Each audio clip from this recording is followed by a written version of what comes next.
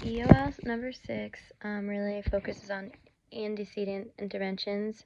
They are evidence practices used to address challenging behaviors before they actually start. So the FBA is used to understand why a problem behavior is occurring. There are two approaches to the FBA. It's going to be direct and indirect. So indirect would be interviews of people who know the student well to try to get a better understanding of why the student is acting the way that they are, whereas direct is going to be straight up observing students and documenting what you see in the presence of the behavior. So it is a helpful tool to remember ABC, which is antecedent behavior and consequence. By documenting, you will be able to study patterns and come up with the function of the student's behavior. As we know, this is very important. So preference assessment is another helpful tool to help identify a reinforcer and to help increase desired behavior or replace an undesired behavior.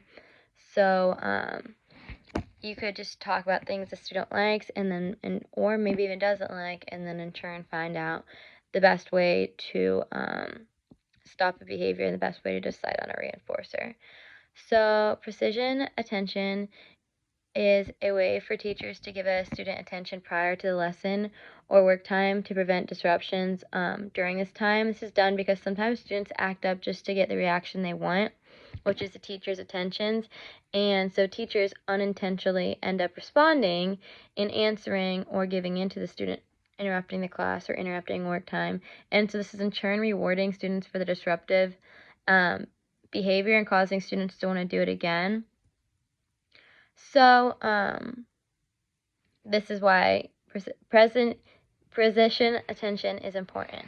So there's a couple steps to doing this, and once you learn to implement it, it will be very helpful. So step 1, you're going to determine if the attention is maintaining the challenging behavior. So if you always respond to the student during work time, is this behavior going to continue to happen? Then you are going to determine the student's interest, and then you're going to start intervention and monitor the behavior and adjust the intervention as needed. So this is basically before class, you're going to find time to talk to your students, and then that's why it talks about determining the student's interest, because you're going to talk about things that the student likes and stuff, get all their words out in a sense, and then hopefully during work time they'll have less of a desire to interrupt. So high probability request is also another important tool. There's a couple steps to it. First, you're going to identify the targeted low probability request. Then you are going to identify 3 to 5 high probability requests. So something high probability they'll be able to do, like high five or sit down. And then you're going to use high quality reinforcers to reinforce the student's compliance with both higher probability and low probability requests. So that's just saying, oh, fantastic job, you're doing great. So the desired response keeps happening. So then an important factor of this is you need to deliver all requests in a rapid succession. So 2.5 seconds between the delivery of a reinforcement and the preceding request. So you're not gonna say, can you wash your hands? Then wait 10 minutes. Can you do this? Wait another 10 minutes. It's going to be, oh, can you sit up? Give them a second to sit up. Reinforce them by saying good job. Then can you walk over to the desk? And same old thing again. You're going to let them have a minute to you reinforce them and then tell them the next thing. So then functional communication training. This was the most confusing to me, but steps for using functional communication training is normally for people who struggle with communication. So you're going to identify the function of the challenging behavior. Then you're going to choose a new communicative response. So maybe if the student doesn't want to be verbal and is making a scene about this and doesn't want to do it, then maybe you can choose a new communicative response as a thumbs up for yes, or like thumbs up, I'm doing great, or like a thumbs down if they're doing bad. And then you need to teach this new communicative response, and don't do it like in like a hard setting. Do it like baby steps and slowly move up from there. And then 4, you're going to reduce the challenging behaviors. So yeah, so that's why it's important to, in all these measures, help make sure the problem behavior doesn't happen. They're more preventative measures and ways to get to a spot where you can practice the behavior not happening. So then I read the article Using Hierarchy of Supportive Consequences to Address Problem Behaviors in the Classroom. So PBIS stands for Positive Behavior Interventions and Supports. So although this model is generally used to prevent misbehaviors, one of the essential elements of PBIS is the consistent use of consequences when students do not meet behavioral expectations.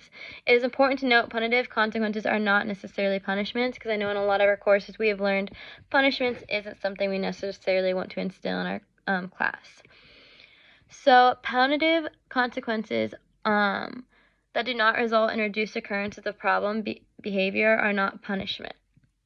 Punishment entails delivering a consequence immediately following a problem behavior that results in the decrease in the occurrence of the behavior in the future. So when while PBS focuses on primarily on explicit instruction of behavioral expectations and positive reinforcement for meeting those expectations, there is also a need for consistent consequences in classrooms to hold students able for meeting the behavioral expectations when they have difficulty doing so. So if a student is constantly not meeting the expectations of a classroom, then consequences are going to need to occur. So they get the hang of it and learn what is okay and what is not okay. So the purpose should be to redirect the student to a desirable behavior as quickly as possible to allow learning to continue for the students and other classmates. So that's why you would use consequence, so they will stop misbehaving and you can have a functioning classroom again. To achieve this purpose, educators are going to use a hierarchy of supportive consequences. So it's going to start as step 1, differential reinforcement or of alternative behavior. Step 2, nonverbal reminder. So this could be pointing to the paper saying, let's work on this. Step 3, a verbal reminder. So I kind of messed up. So step 2, you'd just be pointing, you wouldn't actually be saying it. Step 3 could be like, can you please do your writing? Step 4 is offer assistance or modify the task.